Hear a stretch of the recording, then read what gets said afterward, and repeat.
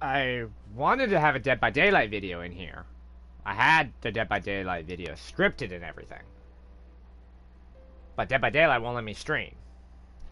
I had a scripted conversation a while ago from it was gonna be this big thing about the community. It was gonna be shit talking a little bit about high res. I had some good jokes in there, to try and lighten up an easier mood, like make the conversation a bit more manageable, because it was really gonna talk about, you know, the differences as to why Paladins is such a toxic game community wise. Like, every game is toxic, but it's really gotten to be bad because of, you know, PC versus console, you know, North America versus EU, high level versus low level, high res versus its own fucking community.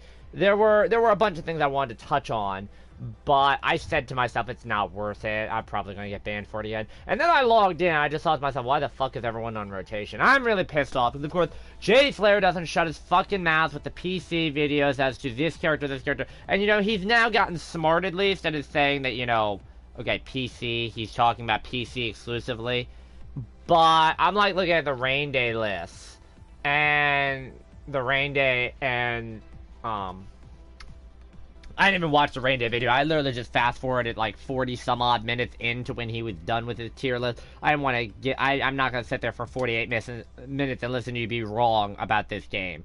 Like, PC plays so differently compared to console, and the fact that no one, like, you say, oh, this is for, you know, PC, but, you know, you expect people to take your word for it on console as well, because console doesn't have a popular streamer. So I thought I would go through and do something similar to that. I would do a tier list type of structure. And what do you mean invite? Watch the stream, dumbass.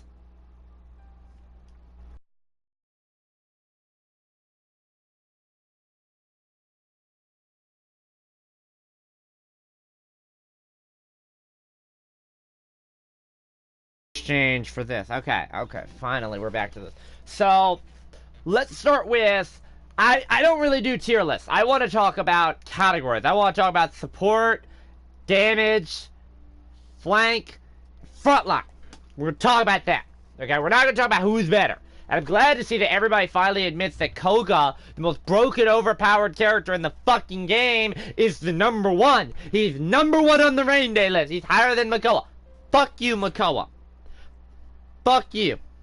I like Makoa.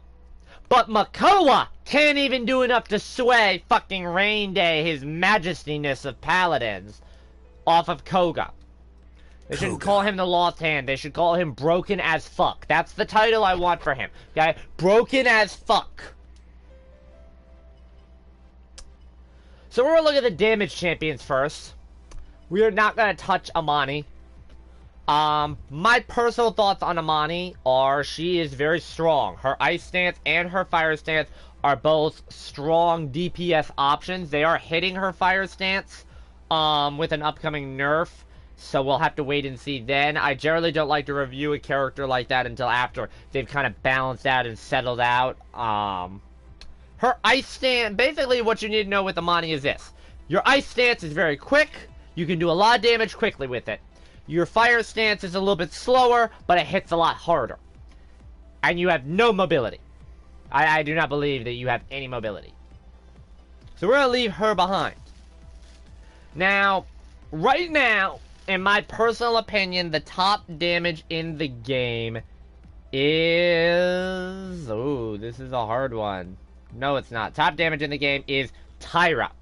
Now, I do have Tyra as the top damage in the game, because with now she has 3 cards at her disposal at her disposal at any given time. I thought I said disposable there for a minute. That's why I'm like, wait, what?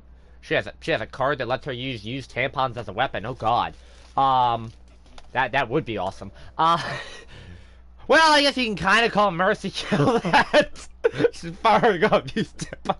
Why did I go there? Alright, let's calm down. She basically has 3 viable, consistent damage options. You are not having great mobility, but you do have solid, sustained damage. And with the right build, you're able to consistently put out damage and keep damage on the point. Now, the number 2 damage, in my opinion, is Leon.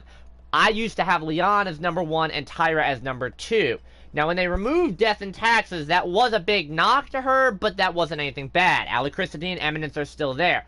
The difference is, she really only has those two. I've played around with Precision. I do not like it. I think it is a wasted pick. Now, on PC, I think they're probably going to like it because, you know, they don't miss their shots every now and then. But my thing is, you really can't miss a shot on that to keep that damage bonus. And the thing I noticed is if you're hitting your shots against a target, unless you're hitting a tank, you're actually not going to stack up to that maximum 16%. So there's no real reason for that. You'll be giving yourself a basically 15 points of damage increase every time you hit a shot until that target dies. And if you shoot another target, you lose the bonus on the first target. I'm just not a fan of it. She really, in my opinion, is just shoehorned into Alacrity and Eminence. The Alacrity is very strong if you get caught and wreck her early. Eminence is good to give you a bit more range, and you have kind of an infinite reset on it. But she's still number 2 because she does require good aiming, and she is a hit scan. I think a lot of the things, you know, if you look at characters like Victor and Vivian, which are hit scans, you know, you don't have to aim as much with them. I mean, obviously you have to aim, point, and shoot. But it's not like as high a degree of aiming as someone along the lines of Bomb King or Shaolin. That's going to bring me to my next point. So who is my number 2? We did number 1, number 2. Who's number 3? Bomb King. Bomb King's moving up here. And Bomb King's moving up because of the crowd control. With CC being removed from base kits, you now have to buy resiliency in-game to counter him. He has 2 forms of CC in Poppy and Grumpy, plus his ult, and he has solid damage. The only thing is the aiming requirement. So this entire list is going to be if you can aim. If you can't aim worth shit on Bomb King, he's not going to be number 3 on this list. But the fact that he has not 1 but 2 ways of setting up crowd control. He has a way to get you off the point by physically moving you, and he has a way to force you off the point mentally with the Grumpy Bomb. See, Poppy Bomb actually physically moves you off the point and knocks you off. But with Grumpy Bomb, you have 2 options. Sit there and take the stun, or leave to avoid it. And that's really what Grumpy Bomb is there for. It's a deterrent. So now the next champion that I have on the list is Victor. And I have Victor. Victor is in an interesting place because he is shoehorned into 1 card and 1 card only, and that is Shrapnel. Now, Shrapnel's not a bad card. It's a great card. But the fact of the matter is, Burst Mode sucks, in my opinion, if you have... This is the thing. Burst Mode is for people who can't control recoil in aim down sight. I can. Why would I run Burst Mode? It does nothing. It's like, oh, it increases your damage. No. Cardio is pussy. Cardio is you running away like a scared little girl. Okay, now, and the funny part is, I can't even say scared little girl, because I'm just realizing that there are girls that I've seen, just little girls, like 6-year-old girls, that were trying to beat up other people today on my walk home. So, like, no, not scared little girls. It offended me after the fact. Like, it encourages you to pick a fight you can't win and then run away. And people can sit there and say, oh, it's about the sustain meta! Cardio sucks. If you're playing a damage champion, you want to do something to buff their damage output. He doesn't have that outside of Shrapnel. But the reason why I have him here is because he's very well balanced. Now, the next champion that we have is Strix. I have Strix here because even though Strix has no mobility, he does have good, solid, long-range damage output. And I have him in this position because he's very effective at good, solid, long-range damage. And you can play up close and personal as a bit of a pistol brawler. I think his flashbang is weak for an ult. He has low movement speed, and there's no point in being in stealth half the time. Those are the drawbacks. But the difference is, in my opinion, for long-range damage, Strix is undisputed for long-range damage. Do I personally play Strix all the time? Hell no, but trust me, I understand the value of him, and I am getting better with him. I am playing him a lot more. The next damage that I'm going to be having is Vivian. I have Vivian here because even though Vivian lost Sap rounds, the big thing with Vivian is you want to realize the amount of damage that she puts out. You can just hold R2 and watch as she just unloads and unloads and unloads and unloads and unloads. So she's kind of an area damage dealer, believe it or not. Even though her damage is direct, she's able to bombard a specific area with more bullets than they can possibly handle. And now, she actually benefits from losing sapper rounds because you can get Wrecker, Reload, and Caught. I mean, she really is the mobile tank. The next champion that we're going to have on this list is a bit interesting. I was bouncing back and forth between these two, but I chose Dredge as my next best champion. Dredge could have been placed higher on the list. The problem is he's pretty much a one-trick pony no matter what you pick on him. He's going to be spamming something. Now, he's very good at what he does. He's very good at denying area damage with scuttle and broadside combos. He's very good at denying long-range damage with harpoon throws and longer range, more precisely aimed broadsides and primary shots. So he is very effective at that role, but at the end of the day, you're going to be spamming something. And he doesn't have mobility. Now, the difference between him and Amani, and if Amani was on this list, Amani would be higher than him because people say, well, Amani spams too. Well, the difference between Amani is, A, Amani has actual CC-based crowd control, which he doesn't. His form of crowd control is making people run away. And the other thing is she actually does have the ability to get away. She can press R1 and she can fly very slowly. And not very far, and not up or down, but she can fly away. He has to lay a teleport, then go away, and then lay another teleport, then walk into a teleport, and hope no one's camping the other teleport. So no. He's like a spammier version of Talus. So then the next champion that we have is Shaolin. Now, Shaolin has fallen mightily. Oh, how the mighty have fallen.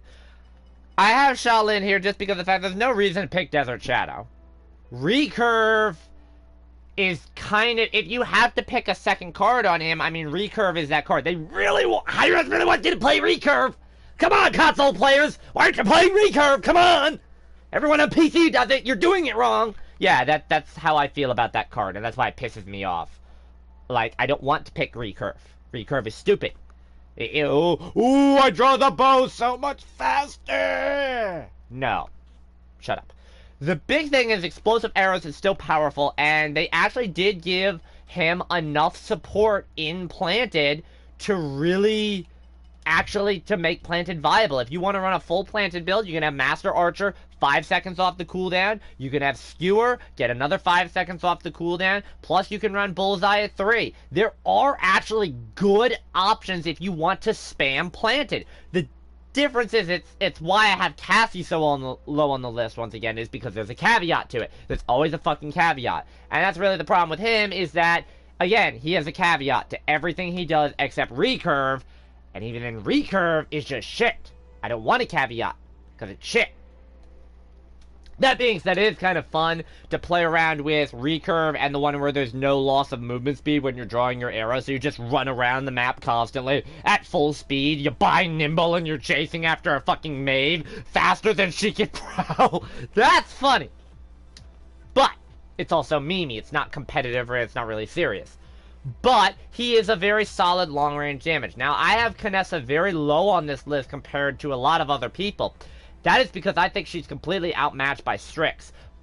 Based off of my personal playstyle, I like to be able to quickscope. I like to be able to quickshot. When I aim down sight, I want to be able to fire that shot. The problem that I have with her is the fact that you have to sit there and you have to wait for your weapon to charge in order to do that.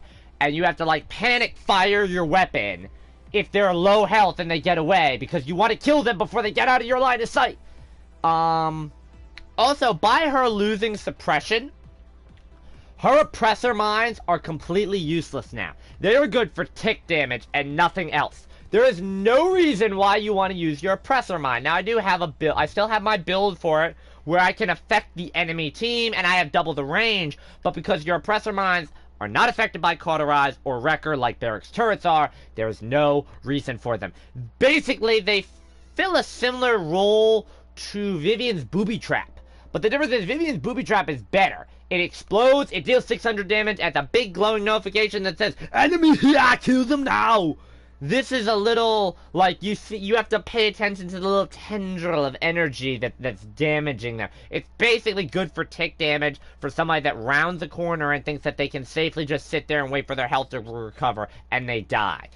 So her mines have become useless. Her teleporter is still useless unless you're running reposition. Steady aim is still outmatched by Eagle Eye. It's a solid damage buff, but it's still outmatched by Eagle Eye. I mean, it's Pirates. They use hitboxes the size of Kansas. So our next damage champion, who do we have left? We have Drogos. Who do we have left? We have Drogos, Willow, and Cassie. Right. Drogos is next. And Drogos got a bit of a buff. They nerfed his health card, and everybody's saying, oh, well, they nerfed his health card, but there's no way you can fit the new health card into his loadout to compensate that. That's bullshit. That's bullshit. I have it right here. This is Big Bang Theory. This is the same amount of health he used to have. I don't really put it in these. I do agree with that, but that's mostly because of the fact I could actually take Follow the Scent down and put Apex Predator. I mean, I like the buffs that they did give him. I think Follow the Scent is garbage now, to be honest. I'm getting rid of this build right here. This is useless. I mean, there's no reason for me to run it. Yeah, that's good. I mean, I have a build built around Follow the Scent, and it's not great. I mean, I've tried using with Combustible. It only works 50% of the time when I run it. I ran Defthands 2 with Combustible, and I had no problem with it. So, to me, it's a bit weird how his card interactions work now. I think they're glitched like Victor's are. But Wormjets is actually a bit more sustainable. I did like the old Wormjets. I haven't really played around too much with the new Wormjets. I still think Fuselage and Combustible are your best bets. Reign of Terror going is definitely a nerf to him. The only reason why I don't have him as high on the list is the simple fact that Drogos is countered by hit scan champions. Completely. He's countered by hit scan champions. Drogos is countered by being on the ground. So other aerial champions like Androxus and not Willow can't really counter him. I mean, Grok ulting can get you out of the air. He's countered by cripples. Like a Grover with good accuracy on a cripple throw in air. You're dropping out of the air. He just lacks... Because I used to like running Apex Predator as a crowd control card on him. Because the less crowd control I was affected by, the longer I could stay in air. Now it's kind of hard to really justify Drogos. He's pretty much a counter to Makoa and a few other champions, but that's about it. Now the next champion that we have is Cassie. Now I do have Cassie lower on the list. Now I will admit Cassie's a strong champion. I know I'm going to get one person individual saying that Cassie's not a strong champion. I guarantee they're watching and they're going to post something in the comments in the next 5 minutes. So go ahead, lay it on me. But I have Cassie lower on console for one big reason. Everything that she has is outmatched by another character. If you look at Big Game is a great anti-tank killer, but Tyra Burn Monster is better. Impulse is the only card you have that really doesn't have a caveat, but the card is shit. It's basically Decimation on Terminus. I don't like the card. I don't think it's strong enough. You have Exaction, which Exaction is neat because of the fact that it gives you that strong bonus damage in exchange for burning your lowest cooldown, and you have great cards to reset the cooldown on it. The problem with that idea, however, is you are exchanging your mobility for short-term damage, and if you need to roll again and it's on cooldown, you don't have that luxury because you had to burn it to deal damage. Her ult is very powerful, but it's pretty much useless in certain situations. For one thing, your ult is good for countering a Maeve ult, a Shaolin ult, and that's it. There's very few scenarios where I can say that your ult counters another character completely. I mean, sure, it can counter Skye and Strix at the beginning of a round, so you know where they're coming from, but good game sense can give you that as well. It's mostly for the 30% movement speed and CC immunity. But again, if you're burning your ult for CC immunity or bonus movement speed to flank, you're wasting your ult at that point. So it becomes another scenario where she just is outmatched by other characters. Now, she has good, solid, steady damage. Don't get me wrong. She has good, solid, steady damage. The problem with that is it's outmatched by other characters. Victor can deal more damage in the same amount of time. Vivian can deal more damage in the same amount of time at range, and in the case of Victor, he has a mobility that doesn't require a cooldown, and in the case of Vivian, she has a shield to defend herself if need be. That's why I have those characters specifically ahead of Cassie, because of the fact that even though my argument is, you know, they all put out good steady damage, their mobility or defensive options are better. On Victor, I don't have to sprint for 5 seconds and then my next grenade does 1,000 more damage. You know, that's something that Cassie has to do with the way her cards are. She has to burn a dodge roll to get 30% bonus damage on one shot. She has to burn disengage, and then for the next 6 seconds, if she hits that same target, which is harder to do if you're... That's the other problem with big game. You can't run a max disengage build, increasing the range on it, because then you'll miss your shots. She also lost a lot of her range advantage by losing Just Breathe. I know they nerfed it into Oblivion and it was kind of shit to begin with, but it was still nice to have to counteract enemy snipers. The worst damage in the game actually is Willow right now. And I had to move Cassie in front of Willow. Willow is almost unplayable to me right now. First off, the nerf to Nightshade that they did before basically means that she has no damage on Nightshade. 500 damage is the same as a primary fire shot, and her primary fire shots are minuscule and insignificant in my opinion. She has one of the lowest damage outputs for a damaged champion. Okay, Nightshade does buff your dead zone and make your dead zone playable, but Scorn gives you more damage. Now, I was always a big fan of Scorn, but they got rid of my favorite card. That was Scorched Earth. That was anti-shield in the dead zone. And the problem with that is now Willow has to buy Wrecker, and Willow has to buy Cauterize. And Willow has an ability that gives you Cauterize, but because it's been weakened, because they nerfed the amount of time that the dead zone lasts for, and the effects last for, they basically nerfed Willow into an unplayable state. She is the least damage of all of the Blaster champions. And if you want to call Amani a Blaster champion, because of how her fireballs work, you know, she's kind of a Blaster, she does more damage. By a lot. Dredge does more damage and requires less skill. Bunging does more damage, he requires more skill, but he has better CC to boot. The only thing that Willow offers you that the other characters don't is that dead zone. Literally. The only thing. Oh, she can fly for 10 seconds. Grok's ult heals and damages and flies. It only lasts for 5 seconds. But still. And it controls better than hers does. Hers is also bugged into oblivion. She has her Seedling, which is great for AoE, for area denial, and good steady damage. But again, a Tyra Burn monster does even more damage than that does, and it cripples.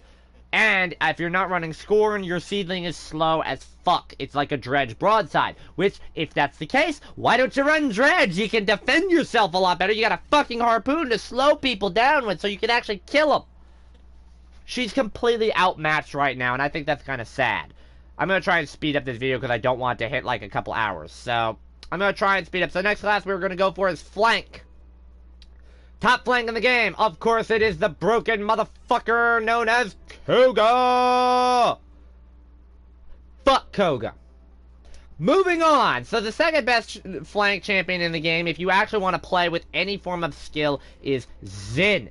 Xin, in my opinion, is the strongest flank champion that you can. Now, a case could be made for Eevee, but I would personally rather play as Xin compared to Eevee. Xin has more reliable damage and more forms of damage than Eevee does, while at the same time, he has just as much mobility and defensive options. His Billow can be reset instantly with a kill. His Billow can also heal him for up to 80% of his maximum health. Now, this is better than Eevee's Reprieve, which would only get her to 50% of her maximum health on actual reprieve. Now it's slightly less than that. And she doesn't have a good enough way to reset the cooldown on that. She can reset cooldowns on things like Soar and stuff like that. It's not really strong enough.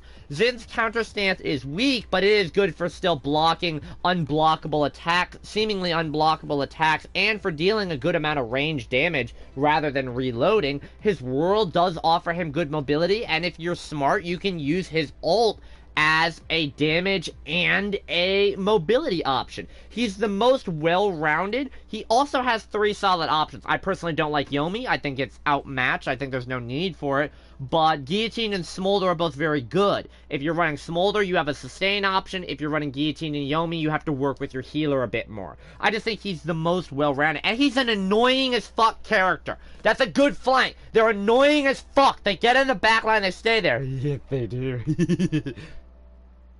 Don't look at me like that.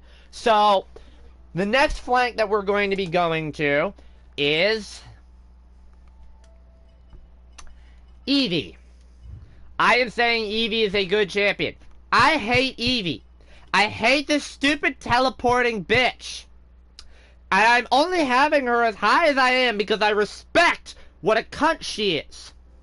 Now, Eevee has one massive glaring problem. Now, she has incredible sustain. She can heal off of everything she does, except her ult.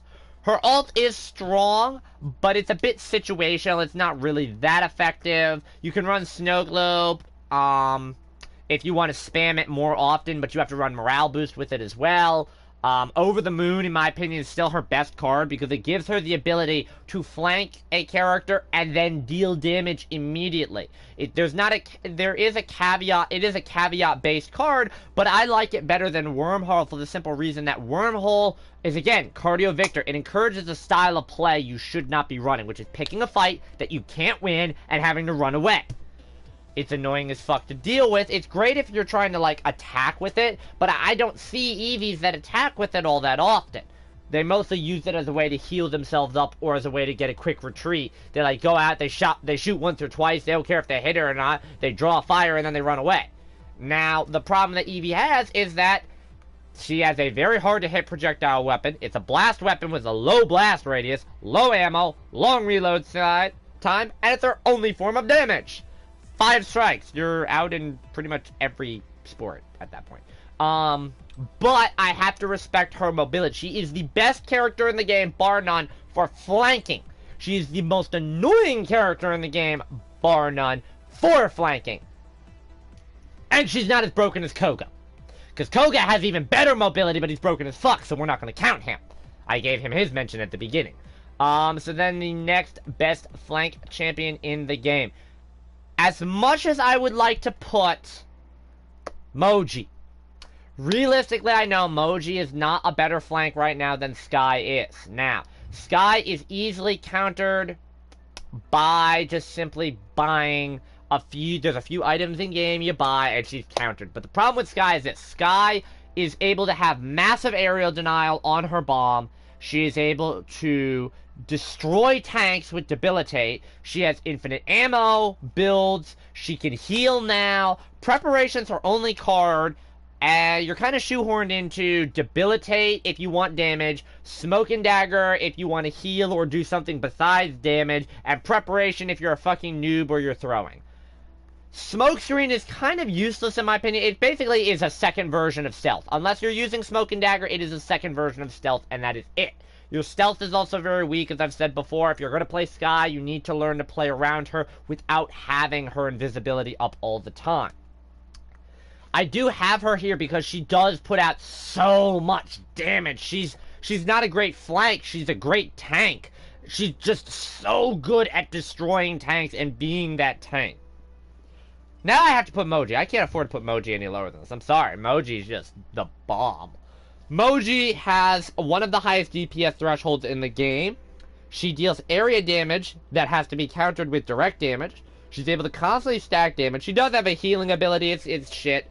But, to be fair, she's able to counter pretty much every single thing in the game with Magic Barrier. Like, bar none, if her Magic Barrier is up, she can counter it. Because of the fact she only has 2 cooldowns and they're weak, she's able to spam cooldown reduction like nobody's business. And while she lacks mobility, she's also a good tank buster with her ult. Her ult is incredibly good for preventing a Terminus. Her ult is also very good for preventing Ashe ults. If you can hit a Fernando before he does his ult, again, well done. The only real weakness that Moji has is her mobility / speed and her range. She does have great damage, she does have great sustain. Really the thing is, if she gets hit at range, she has to retreat sometimes. And that's partially because her mobility is very weak. She does handle and play like a tank, but she's still a very strong damage character. Next flank that we're going to have is... That's not who I meant to pick. I meant to pick Buck! Yeah!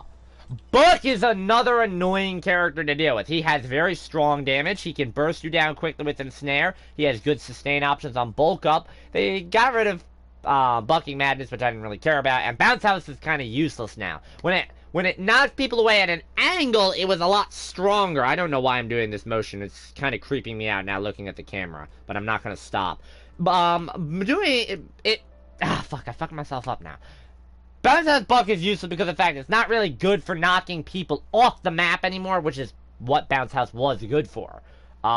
It knocks them straight up into the air, which makes me aim upwards. I don't like aiming upwards. That's why I don't like Drogos. Fuck you. So, Buck is very strong. You do have to buy Cauterize. Like, the other team runs no healer, and then you see a Buck and everyone on the team buys Cauterize. That just goes to show you how much respect that Buck can command. Because he is able to heal himself for such an amazing amount that you have to buy Cauterize. The only drawback to Buck is, again, he lacks mobility and he lacks range. Now, I would say his mobility option is better than Moji's. It does have a longer cooldown and you can't get it up as often, but it does give you vertical mobility, and he can poke at long range very effectively as well. So, he's not the worst champion by far. Androxus is another character that I have in here. Androxus is another highly playable character in my opinion. The problem that I really have is he doesn't have that high damage threshold. Now, that's a good thing because of the fact that he was super annoying with the fact that he could have a 1400 punch, that he could do 1000 damage a shot. But the fact of the matter is now there's no real reason to play him because he doesn't have anything that says, yeah, I want to play him. Curse Cylinder, I think, is outmatched at this point because there's no real reason for the extra 3 bullets. With Deft Hands being in the game, I don't really see myself saying, I need these 3 bullets versus buying Deft Hands in-game. Defiant Fist, again, it's a weak choice. You're basically, and this is the choice I have to make every single game, and I say it's not worth it. It's not worth it. Is, do I want Defiant Fist or Godslayer? Do I want to be able to guarantee and confirm damage on my Godslayer reversal, or do I want to be able to have more damage on my punch? Basically, I can buff my punch to where Heads Will Roll used to be. But the problem with that is it takes so long. You have to, first off, you have to not punch. You have to hit at least 6 revolver shots, reload, and then your punch can do close to enough damage.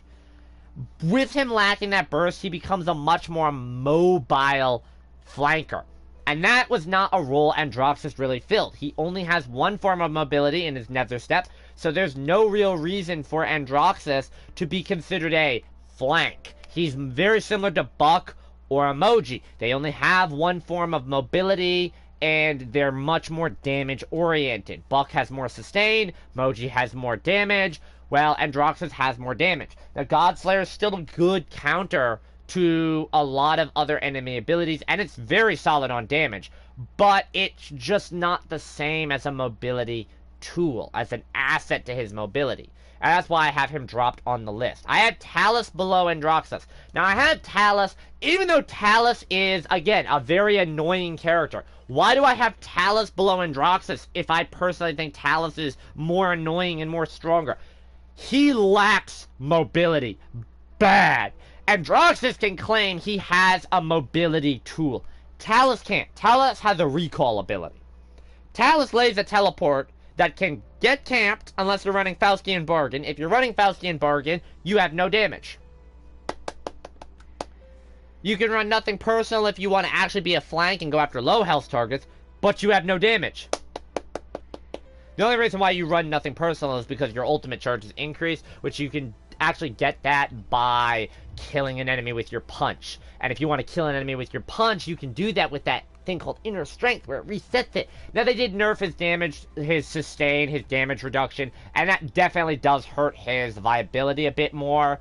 The antediluvian hit hurt. He still is a very good life ripper. The problem is he's only good at short range at dealing damage. He can't get into long range. He can't really contend at long range. He's decent at mid-range, but he is going to get outmatched by mid-range characters like Victor and Tyra. He cannot win a fight against someone like a Victor or a Tyra. He can win a fight at mid-range versus a Leon or a Taffy. He's not winning that fight against a Victor or a Tyra. They will chew him down at that range faster than he'll chew them down. And he has less health. His ult, I still don't like the fact that they nerfed the knockback on the ult, because I can't knock people off the map with it unless they're stupid enough to be like sitting right there. It's pretty much good in Siege. It's pretty much only good for two things: finishing off a target or dismounting the enemy team so they can't get to point on time.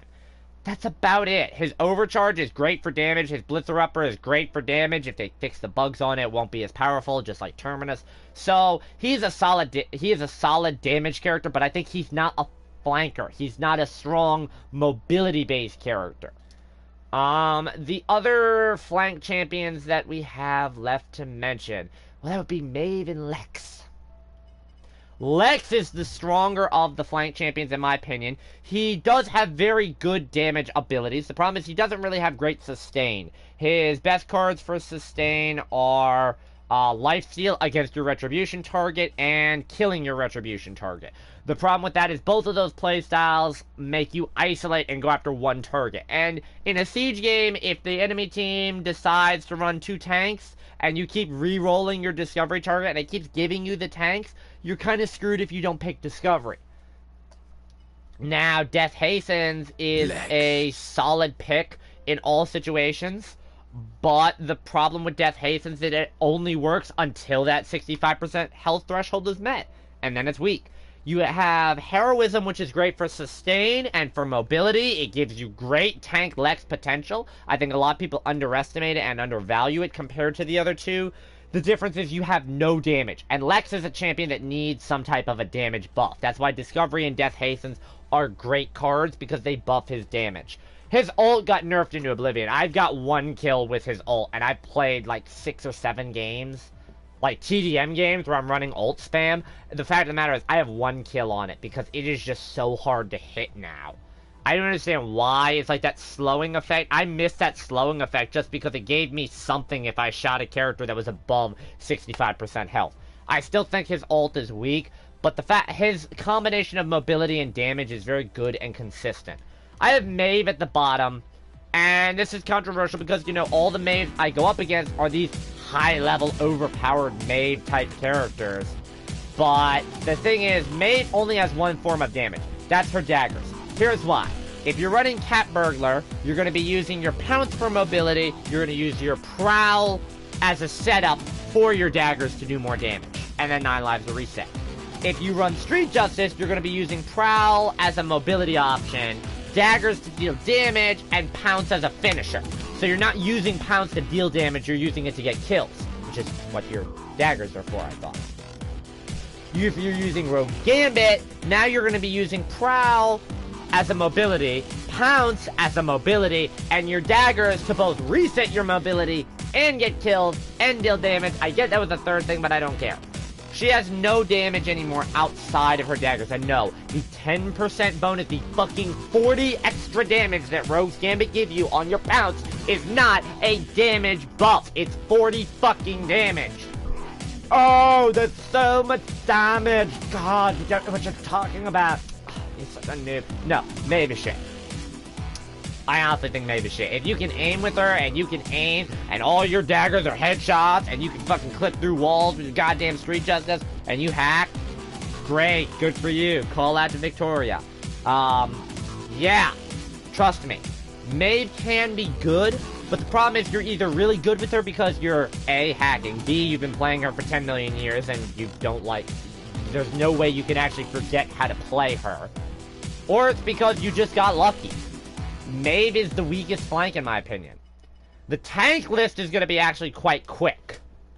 Inara, in my opinion, is the undisputed best character in the game because she has the best point sustain and the best point control. She can completely wall off entranceways to the point. She has enough sustain in both treacherous ground. I was about to say tremorous ground, which would have been much funnier.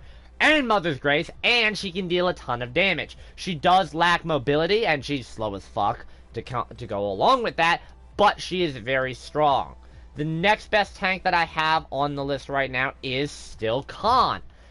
Khan is only here because of the fact that his battle shout still heals. He can play a pseudo healer, he can play an aggressive push tank, he does have CC on the commander's grab, his shielding is very weak, but he does fill an all-around versatile position. You can never go wrong with having a Khan on your team. The only drawback is that they messed up his ult and made it useless, and they removed firing line, which shoehorns you into a couple of shit options.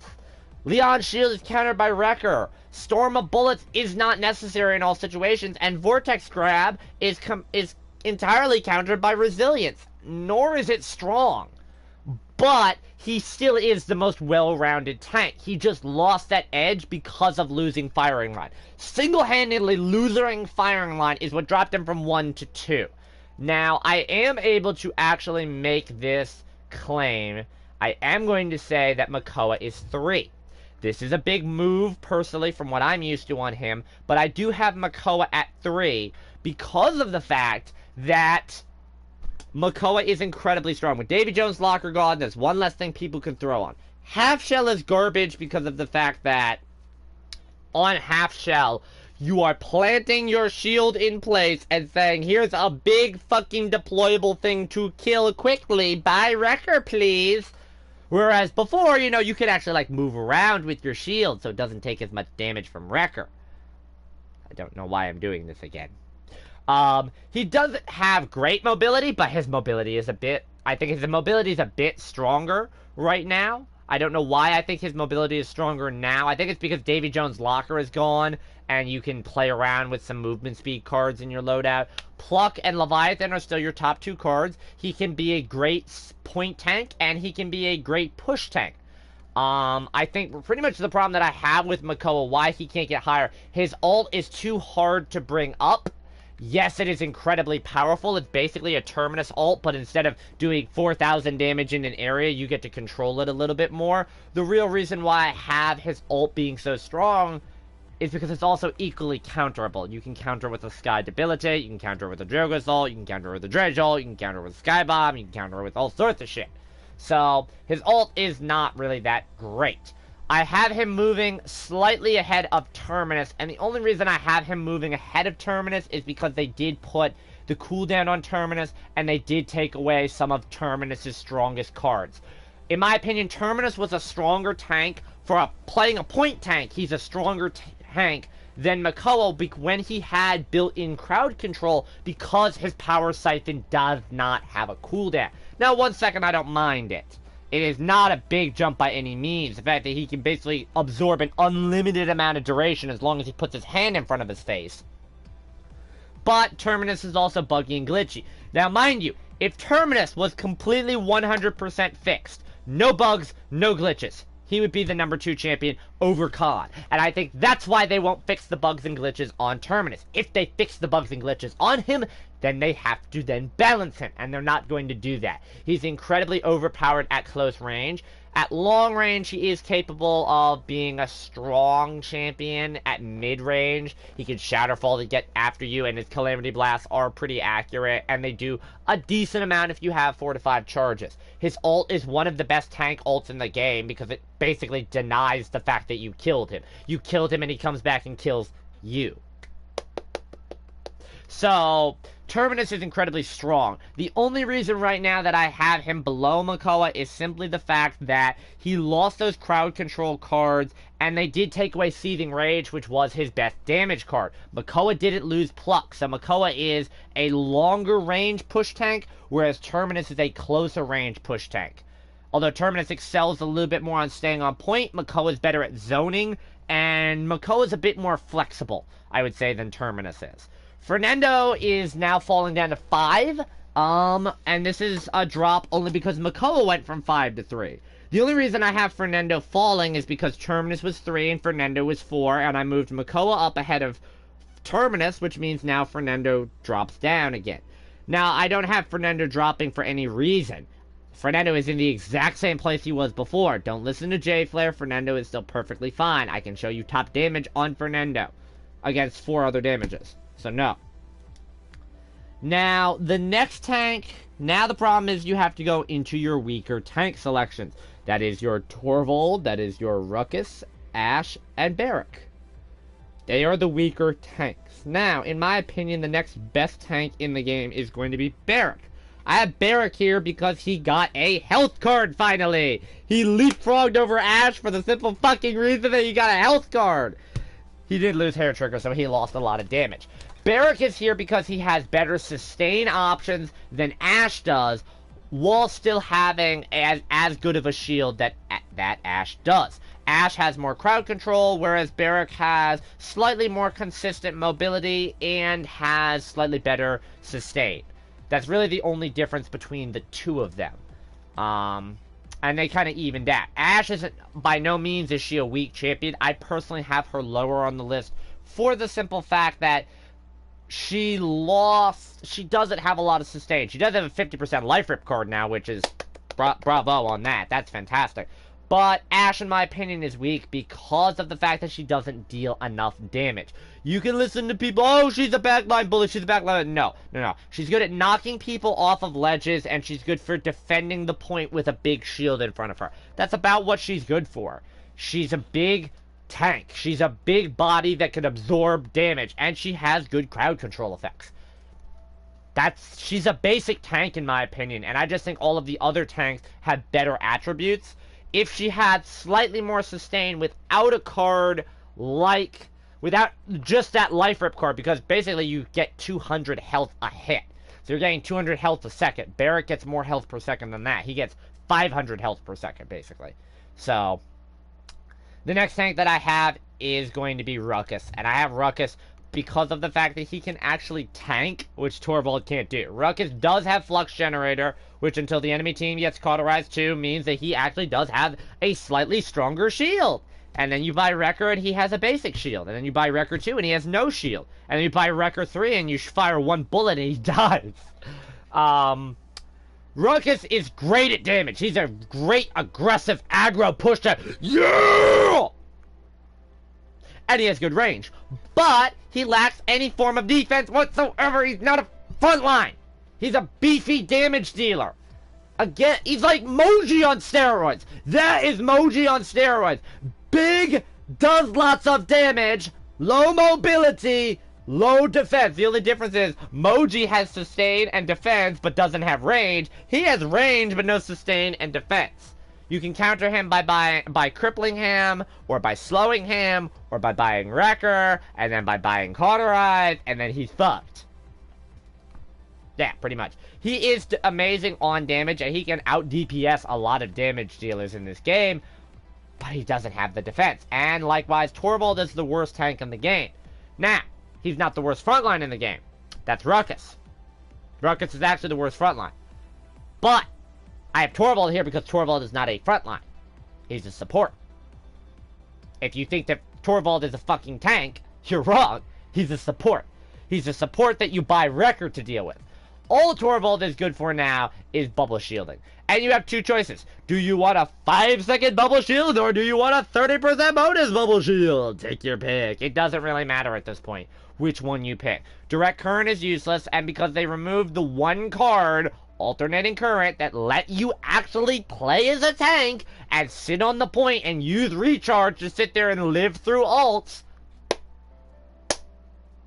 he's not a frontline. He's a support. And that leads us to the support category, which is going to go very quickly. Maldamba is the undisputed #1 because they nerfed Ying and Furia. Get over it. He can buff your speed. He can buff everything. He can buff your life rip. Now, fucking Maldamba can buff your life rip. It's called heal your damn self. No, I'm not healing you. Sit in the gourd and shoot. Like, what healer can say that? No, I'm not healing you. Sit in this little circle and shoot. You heal yourself. He can buff your speed, he has crowd control, and he has 2 forms of healing. The next best healer is going to be Grok. Grok has multiple things. First off, he denies all CC in an area around you and heals you for more. He has 2 forms of healing on Spirit's Domain, which gives him range. He has tons of fucking damage on Maelstrom. His ult is very good for both mobility. It's good for healing, it's good for damage, and it's good for pushing your team as a unit. If you got a lot of big, slow tanks that need a kick in the ass, fuck you, let's go Tempest. Surging with ass kicking! Move! Basically what you're telling your tanks to do is like, just move now, move please. That's what I find myself using at least. And he still has amazing tank potential with Ghost Walk and a higher health pool to work with. He's very versatile as a healer, as long as you can deal with the fact that if you're not running Spirit's Domain, you don't have range on your healing. So, who's your next best healer? Your next best healer is going to be Ying. Ying is the next best healer only on Life Exchange. I want to make that caveat. If you are not playing Life Exchange Ying, then Ceres can take this spot. If you are running Life Exchange Ying, you can have it, because Life Exchange Ying allows you to have 3 separate forms of healing, which does beat Maldamba. However, by nerfing how good Life Exchange is with the extra second cooldown, realistically, with Ying, you are not healing as much as you could be, and you're not dealing any damage, realistically. The most damage I've had while running Life Exchange was 60k damage. I also had like 140k healing to go along with that, but that's because I wasn't missing any of my shots. If you miss shots in between because you're focused on healing, you'll be in the teens, if you're lucky.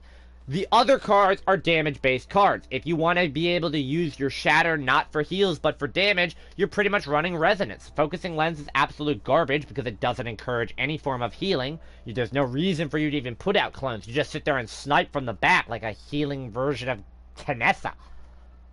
Without the range. Okay, sure. Why would I want to do that? I'm Ying. If you do not run Life Exchange, that's where Ceres comes in. Ceres got an overall buff by having Void Abides put in her kit. I have her so low because her Restore Soul is still the only way to heal. She is also pretty much put into 2 positions. You can either do fantastic healing and keep your team alive by trying to focus on healing, or you can do damage and healing. If you're doing damage and healing, you're going to have about average damage and about average healing. You're not going to excel in any one area, and in some cases, it's not enough to get by. Sometimes you either need that dedicated damage or need that dedicated healing. And if you go full-on damage, you're not going to be doing any healing unless your team just decides that they want to be noobs and you have to stop what you're doing and heal them all the fucking time. The problem that you really have with Ceres is the fact that no matter what, there's never really a good option on you. If you're not running Soul Collector, then you don't have enough health to really sustain yourself if you get flanked a lot of times. And you have to burn Shadow Travel in order to get away. If you're running Agony, you're going to be using your Ren Soul more for damage and for countering a flanker that jumps you than you actually are going to be for healing yourself when you need it. And if you're running Mortal Reach, then now you're not getting the damage benefit of an Agony or a Soul Collector. So she's really screwed into that she picks one thing, she's gonna miss out on something else. And I know that's kind of the choice with every healer, but a character like Maldamba doesn't have a significant enough damage card. If you're running Wakona's Curse, you know, that's a trade-off. You're directly trading a heal for a damage. That's clearly a damage card. You can run Wakona's Wrath on Maldamba and still get the reload speed. And still, yeah, the snake toss is faster. I call that reload speed. Even though it doesn't actually reload the snake faster, you know, the snake travels faster. So, you get the point. It's an actual buff without actually taking anything away. So, the next character that we are going to have on the list is Grover. I have Grover next on the list because of the fact that he did get the buff to his area of effect. He still gives damage reduction, healing, good long-range damage. He's not higher on the list compared to some of the other people because of the fact that his damage is completely long-range and his healing is completely close-range. He has more close-range healing than fucking Grok does. So for all those people that sit there and say Grok can't heal at long range, I would like to refer you to Grover and say, what's your excuse, buddy, you big tree? You're a tree. You hear me? You're a tree. Fucking tree. I don't know how that could be considered an insult at all. He's literally a tree. He does have good mobility. He does have a decent CC. It's not as good as Maldamba's CC again, but it is very solid. He's an all-around good healer, and he's a good support, and the buffs that he gives his team give him good survivability. The next healer we have on the list, am I forgetting a healer? I keep thinking I have Furia, Genos, and Pip left. Yeah, that's right. Furia, Genos, and Pip are left. The next healer is Furia. Now, I have Furia lower on the list for one reason only. The only way you can get maximum healing on Furia, where your team won't spam new healing, is on Solar Blessing. But your team doesn't want to step into the light with Solar Blessing. They can buff that card into oblivion. I honestly think people say, oh, you're running Solar Blessing? Yeah, I'm just going to slide over to the right now. Now I'm just going to slide over to the left now. New healing! I basically have gotten to the point that I refuse to run Solar Blessing in game because whenever I run it, no one will hit the beam. And I personally believe if you are the healer, if the person you're trying to hit is in close range, it's your job to hit them. It's not hard to hit someone at close range. Now, at mid to long range, you're throwing a beam out. That's a different story. I think Cherish is a better healing card. It also buffs your damage output because you're healing more. So that increases your rate of fire, so you do more damage. And Exterminate is annoying, but it's also very effective crowd control. If you're not running Solar Blessing, Exterminate is a good option because of the fact that you can have that nice stun. Cherish is a weaker card because basically you're not doing anything to your Pyre Strike, and your Pyre Strike is weak without either a damage buff or a healing buff. That's the one thing I have to admit. Pyre Strike is just weak. It's either good with Solar Blessing or it's good with Exterminate. And if you run Cherish, you're saying, I can do enough healing on a 3-second cooldown. Basically, Cherish is like a Mortal Reach Ceres, but without the range or the duration on it. It's a nice chunky burst heal that you can get out quickly and often to one target at a time and just say, you know what, don't die for 2 seconds and I can keep you alive. If every 2 seconds you can not die, I can keep you healed, basically. Whereas Solar Blessing, it does give you an extra form of healing, but you're completely relying on your team for it. The last two healers are going to flip. Pip is, in my opinion, a better healer. Mega Potion and Combat Medic give him 2 ways to heal, with Mega Potion basically healing everyone to full health that's not a tank, and every tank gets at least half their health back. Combat Medic is a bit weaker, but it does give you some more range, and you don't have to worry about if you miss your potion. There's an 8-second cooldown before you can do any healing. And Catalyst gives him one of the strongest damage options in the game. No, he is not a flank. No, he is not a blaster champion. Stop that. He's a support, and you're going to play him like one. He is very good for healing, but he requires a lot of work to be a good healer. You have to be able to hit your potions. You have to be able to prioritize who needs healing first, and have good situational awareness. The reason why Genos is now in last place is because they removed Celestial Touch.